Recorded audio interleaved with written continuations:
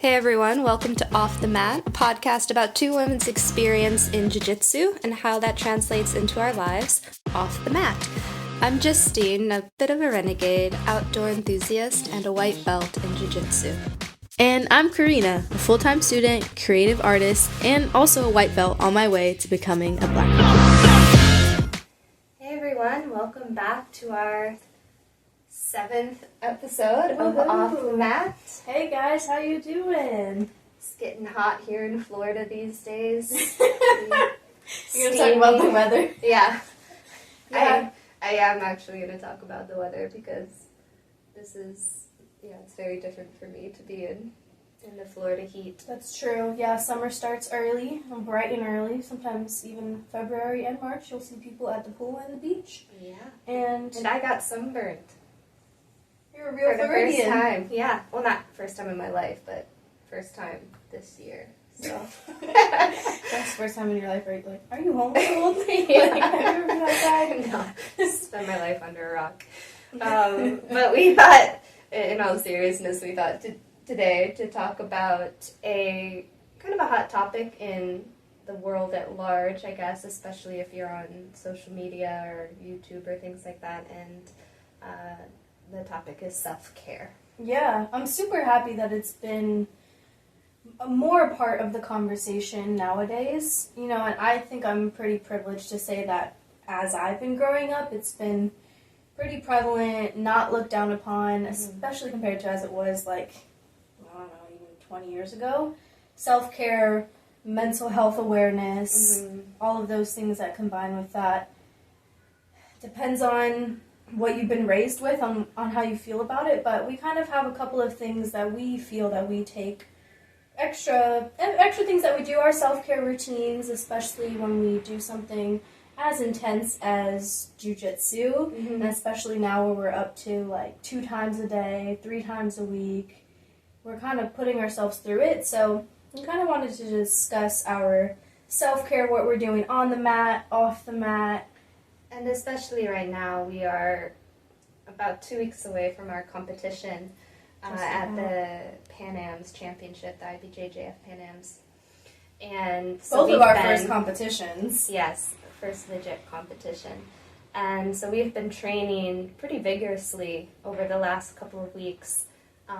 I've been doing about 5 classes a week. We are training extra hours every week specific to jiu-jitsu, going over techniques, going over certain drills.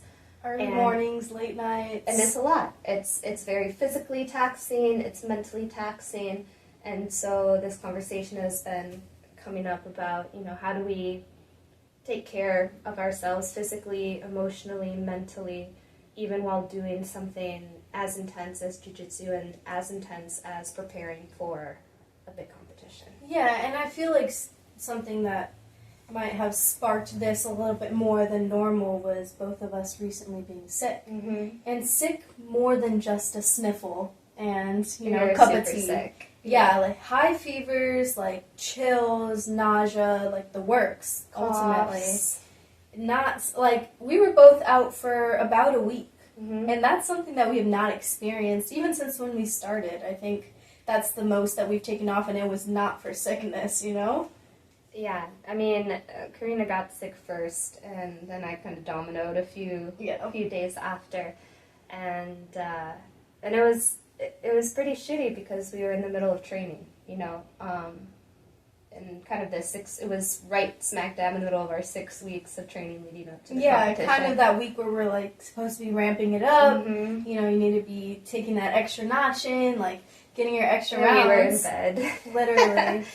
And probably one of the most, not severe, but I had never been that sick. Not in a long time. That was bad. I was out of work for a little bit. I had acupuncture for the first time, which is kind of something that I wanted to touch on. But, I was just not my normal self, and it felt weird to not be in my routine and to also abandon this 6-week commitment that we made, especially knowing that each of these weeks are pretty important. Yeah, I think that's a huge part of the conversation we wanted to have today, right, is that we do jiu-jitsu because we love it. We love the the challenge of it. We love the successes. We even love the failures to some degree. You know, it's an addictive martial art that we've fallen in love with. And to pause and to kind of have to recover and allow your body to recuperate, it was a bit of a challenge because you're getting pressure from other people asking why you're not back in class. You have the pressure of this competition coming up. Meanwhile, you don't want to get other people sick who you're training with. Coughing, like, through our sleeves. We're like, sorry for the coughs, everybody. Like, you needing to run halfway through and, like, blow your nose. And just not feeling mentally able to, like, withstand a choke, a tumble, anything. Yeah, and so I think for me, at least, it was a really good experience of having to be intuitive with my own body and what I was capable of. And really sticking up for myself in those situations and be like, actually, no, I'm not ready to come and train again on the mat. You know, my body physically cannot handle that.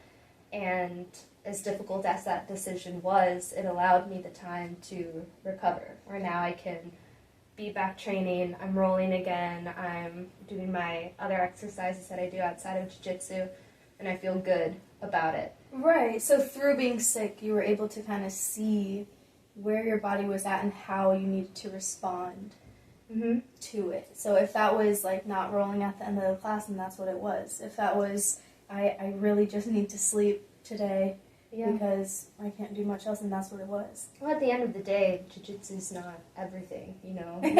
Are you sure? You only have one body, you gotta take care of it. BJJ for life!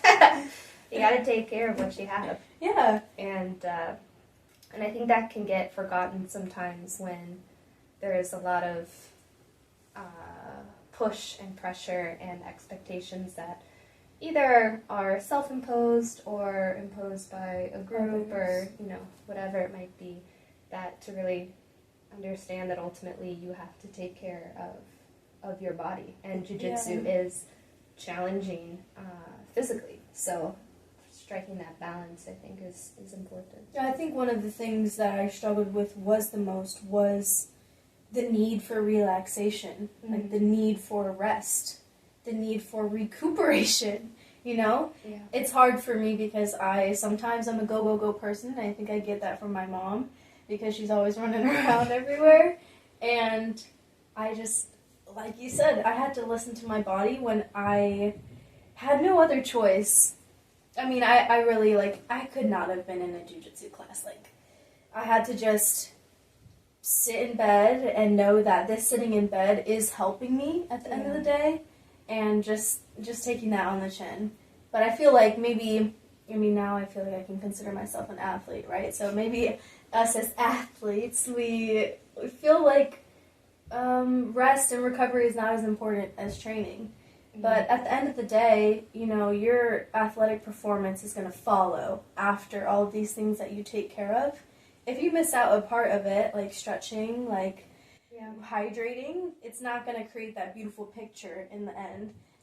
I mean, I think it's pretty much across the board for people who work in fitness and personal training and athletics in general that recovery is as important, if not sometimes more important, than the actual exertion of your physical exercise. Because if you don't allow, the same way that sleep is so important, your body breaks down if you don't get sufficient sleep. In the same way, if you don't allow your body time to recover, your risk of injury increases, your muscles don't have time to actually kind of benefit from the exercise that you've just put them through, and you're just not going to feel good. You're going to show up to the next thing exhausted, not at your optimal level, and probably a little bit grumpy because you haven't given yourself time to recover and relax. Probably feeling a little bit more defeated too. I think another thing was needing to set realistic expectations for coming back in,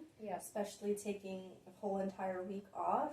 I'm not going to be at the same endurance level as I was a week ago, number one, because I've been off for 7 days, but also my body was not the same. Well, you weren't eating, right? That too. You kind of, I when totally you're sick forgot like about that, you that. stop eating. You know, you might have some, like, soup here or there, That's exactly salt what I and had. crackers or something, but And like Gatorade. Yeah. But you're not fueling your body the way it's used to.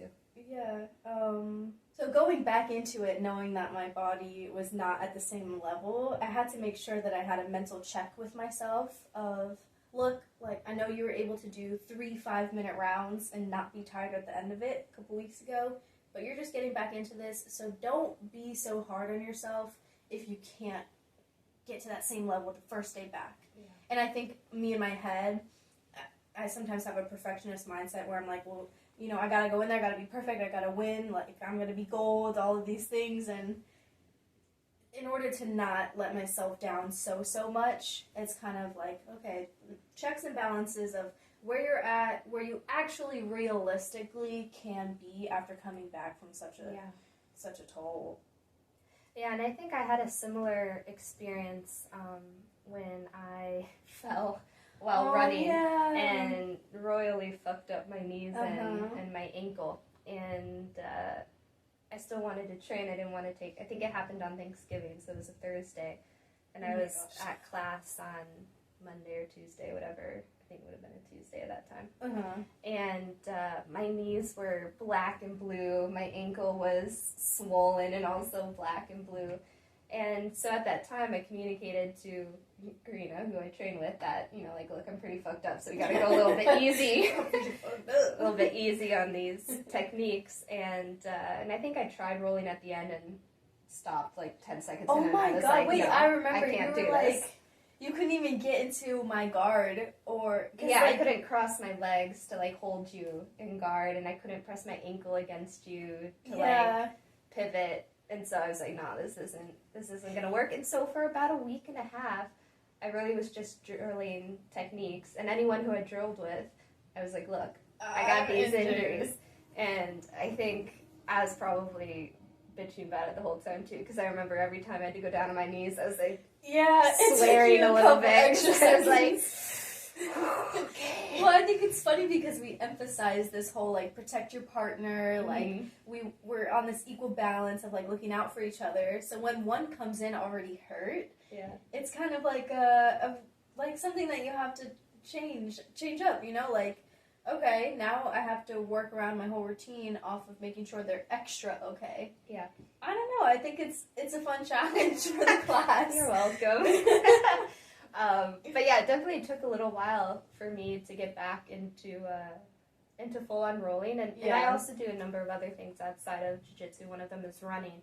And it took me way longer to get back into running. I think it took probably until end of January until I could run without having pain. I was going to say, if you have pain, when you're running, you're going to feel it once it starts, like within the first 3-4 minutes, and then it's not going to go away. No, it gets worse. Yeah. So, like, you can't just keep pushing through, especially knowing that you probably should rest it until it's ready.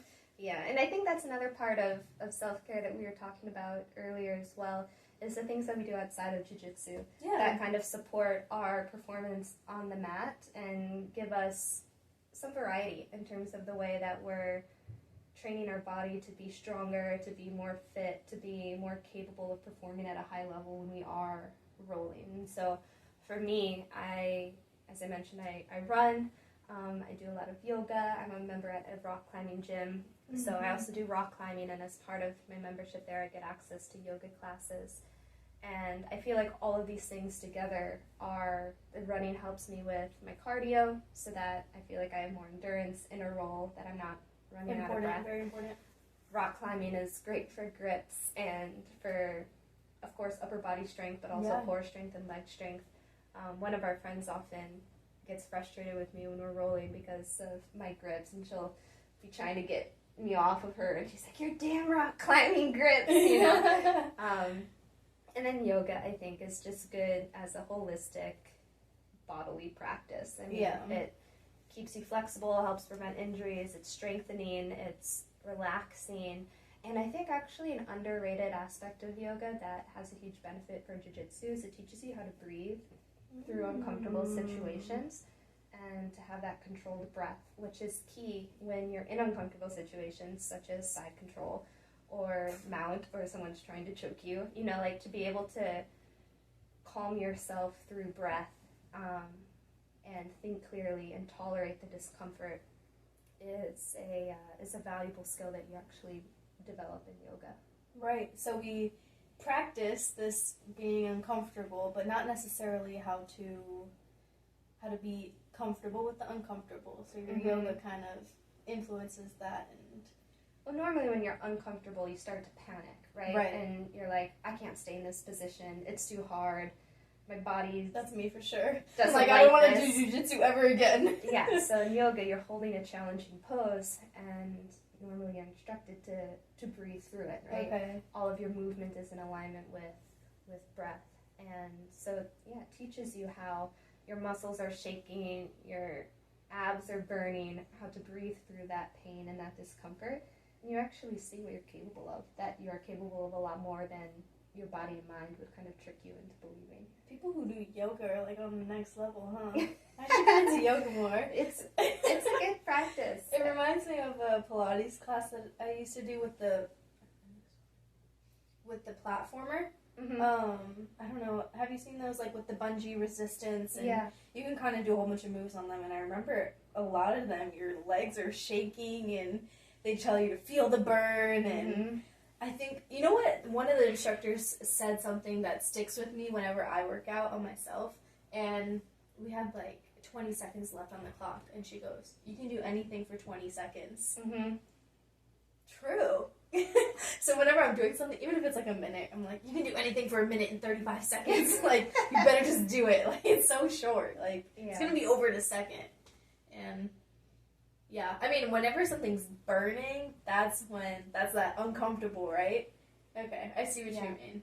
Yeah, and just breathing through, sometimes in yoga they do a lot of twists where your body is constricted in a different way where you can't necessarily get in a full breath, right? But you're still learning how to breathe in that situation, right? That you're not feeling that you can get in a full breath. Your body's twisted, it's contorted in a certain way, but still you're maintaining that rhythm of breath and holding the pose. Yeah. And so for me, I found it applicable, especially in those situations of being on the bottom and someone's on top and they're putting pressure on you and you feel that restricted nature in your chest. You're not being choked. Just compressed. But everything's compressed. It's hard to get in a full breath. Being able to close your eyes, calm yourself through breathing, see that you can get enough breath in to keep your brain going, your body going, and then acting from that state of calm rather than being in a panicked state. So it's not something I've mastered, but I definitely see that my yoga practice helps facilitate that more. So your yoga reminds me of my gym. Mm-hmm. So on top of jiu-jitsu, I work out in the gym whenever I have time. I'd love to go way more often than I do, but I kind of mix it up. It depends on what I feel like doing in there. I kind of just have fun in the gym, honestly, and I think I've learned to love pushing myself and finding new things that I can do, and especially with my newfound strength, because man, like from starting jiu-jitsu, I can 100% say that I am stronger and that I know how my body works way more than I ever have before. Yeah. I mean, like, do you know what a foam roller is? Mm-hmm. Okay, so you can foam roll, right, and you can do certain movements on it. I remember touching a foam roller about a year ago, and I just couldn't, like, get my body to kind of smoothly and also, like, help roll out the kinks, whatever it does. Like, now when I pick up a foam roller, I, like, find myself just randomly finding, like, the perfect, kink and the perfect way to position myself in order to get that area rolled out. Same with my stretches. Same with, I go into the gym sometimes and I'll practice on shrimps and I'll practice on, like, our hip up thing. And I just notice each time that I do them that either they got quicker or that they click in my head more or whatever it is. But these, like, small little epiphanies that remind me of what I'm doing, it's kind of my little self-care routine. Yeah. So it's nice because even finding new things that I can do, and especially with my newfound strength, because man, like from starting jiu-jitsu, I can 100% say that I am stronger and that I know how my body works way more than I ever have before. Yeah. I mean, like, do you know what a foam roller is? Mm-hmm. Okay, so foam roll, right? And you can do certain movements on it. I remember touching a foam roller about a year ago, and I just couldn't like get my body to kind of smoothly and also like help roll out the kinks, whatever it does. Like now when I pick up a foam roller, I like find myself just randomly finding like the perfect, kink and the perfect way to position myself in order to get that area rolled out. Same with my stretches. Same with, I go into the gym sometimes and I'll practice on shrimps and I'll practice on like our hip up thing. And I just notice each time that I do them that either they got quicker or that they click in my head more or whatever it is. But these like small little epiphanies that remind me of what I'm doing, it's kind of my little self-care routine. Yeah. So it's nice because even through the successes, I also through the failures get to experience knowing that I am kind of growing. Like it reminded me in our most recent role when we started and it was in class and I was like, holy shit, Justine is so strong. I was like, I immediately was like, this rock climbing stuff is doing something to her. Like, you're just very strong. And I was like, arm muscles now. But I was just like, man, so it's either like you go in there and you're the strong one, or you go in there and somebody else is the strong one, and it kicks you in the butt to be like, well, now I gotta step it up. Yeah. And so having those little epiphanies, even if it's just by myself in the gym, with you in the jiu-jitsu gym, I wouldn't say I like to run on the treadmill a little bit, but I'm not as avid as a runner as you. But yeah, like my self-care routine is kind of just remembering who I am. Like, I know that I'm an organized person, I enjoy being productive, I enjoy feeling fulfilled, like I enjoy being outside. So as long as I am attuned to that and can kind of make sure each one of those is satisfied, then overall I'm going to feel like I'm taken care of.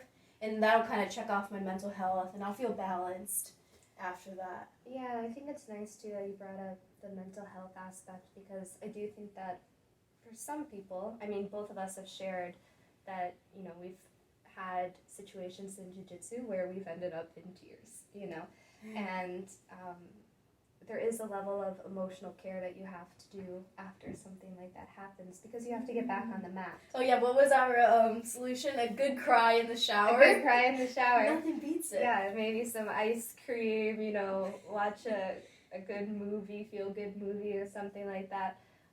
But both of us, after having those experiences, we did have to do some emotional, mental self-care because you have to take care of yourself in order to show up as your best self next time on the mat. Like if you're still carrying the weight of that trigger or of whatever happened that made you burst into tears, the fear of that happening again, if you show up on the mat carrying that with you, you're going to be impeded in your ability to execute what you need to execute. It's going to be unaddressed, and then it's going to be a distraction. Yeah. And then you're probably not going to be able to stop thinking about it, and then thinking about it more is going to make it happen more. Because that's just how the world works. And I think what was nice for both of us is that, in those situations, both of us were aware of what was happening with the other. We kind of followed up with each other.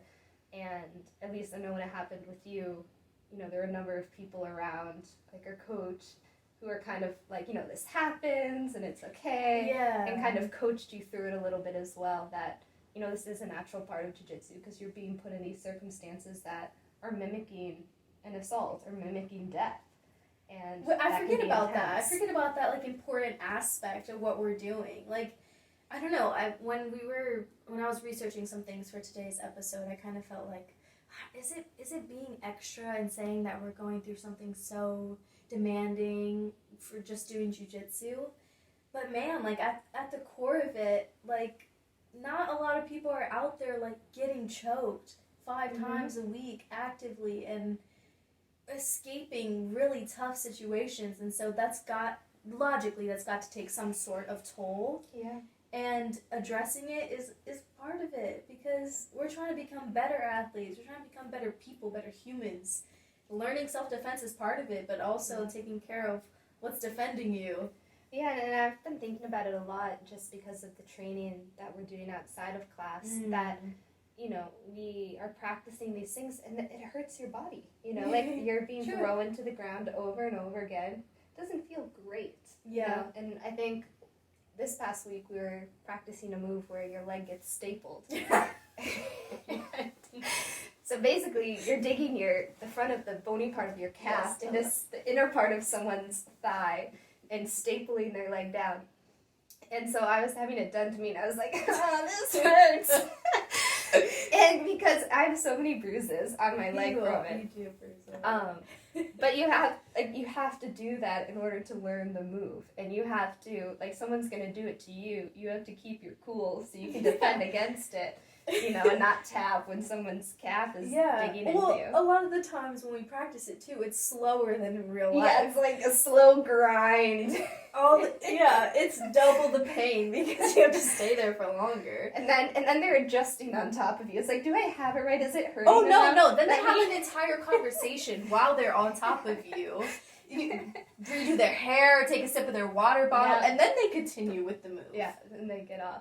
But my point is that you have to go into it with a certain level of acceptance that, of course, you know, that you're going to get a little bit beat up, that it's going to hurt sometimes. And even on the waiver that we signed for this competition, you know, it's like, I understand that in like serious injuries or even death are commonplace in martial arts events. Dismangled. Dismembered. I don't think they said was it dismembered? That's like things coming off. I'm pretty sure it said dismembered. That's crazy. Yeah. I know it's like disfigured, disabled, unable to work again, like all of these things, and we were like, yeah, check, you know, sign the waiver. But it's true, you can't, if you were thinking about all of the potential things that could go wrong in a roll, you would never step onto the mat. Mm-hmm. Because so many things can go wrong. Like, there's so many different ways to get injured. And we're lucky we haven't experienced any serious. We've kind of kicked and punched each other by accident. No, I was gonna say that we're lucky that we haven't like broken a bone yet or sprained anything. Yeah, everybody. anything serious just yet. Like we haven't even tapped into that full Pandora's box just yet. But you can't have all of those what if scenarios floating around in your mind because, and I've seen people who've come onto the mat with all of those what ifs, and you just can't. You have to kind of leave that fear before you bow in and be like, you know, I'm trusting that I'm training with these people, they're looking out for me, I'm looking out for them. Let's just get to it. Well, you know what? I think that us practicing being in tune with ourselves and knowing when our body needs a rest, I think that will help us in the future whenever we do get into something more serious. Mm-hmm. Because a part of it is addressing it, right? But I think a part of it is also addressing it in the appropriate timing and manner. Like, our body is our tool. Like, we need this to be sharp shape. So if we feel like a shoulder pain, if we feel like a knee pain, we can't just go weeks and weeks with like, my knee hurts, like I'm just limping for the rest of my life. Like that needs to be addressed. That needs to be seen a doctor, you know, whatever it is. And I felt lucky because I got to get an acupuncture appointment when I was like getting over my sickness and I was back at work and we have a clinic at my work. And I got acupuncture for the first time, which was super cool. It was like a short session. I got some, I think it's called Palo Santo, and something that has, you burn it, and it has healing properties, and so you move it around your body. Just a nice, like, well-being appointment. Mm-hmm. And I think that's why I see a lot of people that come out of their appointments, and they're glowing. They have, like, angels coming off their back. And because you took that extra time to address something that was physically, you know, hurt on you, and it's not weakness, you know. It's something that you address it. It can be humbling. Like your body's fallible. It's not invincible. You know, it gets hurt. But ultimately, you want to perform at your best level, and that requires that your body is healed. You know, and so I think for anyone who's either doing jiu-jitsu or considering exploring jiu-jitsu, to keep that in mind, that it is something that requires like a well-rounded approach if you want to do it effectively. Yeah, and I hope that we don't come off as making it scarier than it normally is, because maybe some of our listeners know more than the average about jiu-jitsu, and then maybe some of ours are on the other spectrum if they know less than average. Mm-hmm. So maybe it's one of those things where you won't know until you try it, right? From our perspective, you do get thrown around sometimes, and sometimes it does hurt your butt when you get thrown, and you're like, ow, that hurt. Yeah. And then sometimes it's really nice when you get to choke somebody and they tap out on you. Yeah. It's that balance that we accept. And I think with anything in life, you get out of it what you put into it. So the more you're thinking, how can I maximize my experience on the mat, and how do I live my life off the mat to maximize that experience on the mat, obviously the greater gains you're going to have from each training session, whether it's the food that you eat, the other exercises that you do, the recovery days, the emotional, mental care, all of those will play a part. Well, like you said, jiu-jitsu isn't life. No. So yes, your hobby, your sport, your work even, your school, yes, that is a big part, that has a big priority, but you do need all of these other things to balance it out so that your whole entire being can kind of progress and advance. Yeah, and I think that's super important just across the board. So we have on April 6th is likely the day that Karina and I are going to be competing at Pan Am, so wish us luck. We are, I don't know, I'm kind of nervous about it. I think I'm going to get more nervous as time gets closer. Like, the drive there is, I think, almost 2 hours. Oh, God. I'm probably going to be not okay with the drive, just so you know. Okay, great. We'll have a good playlist prepared. Okay. Yes, we should do that for real. But yes, our next episode will be an update on how the competition went, and hopefully we both make it through okay. Not dismembered or dismangled. I don't even think dismangled is a word. I'm going to go ahead and say it is. Okay. We don't want to be dismangled. Listen, we make up words whether it's on the mat or off the mat.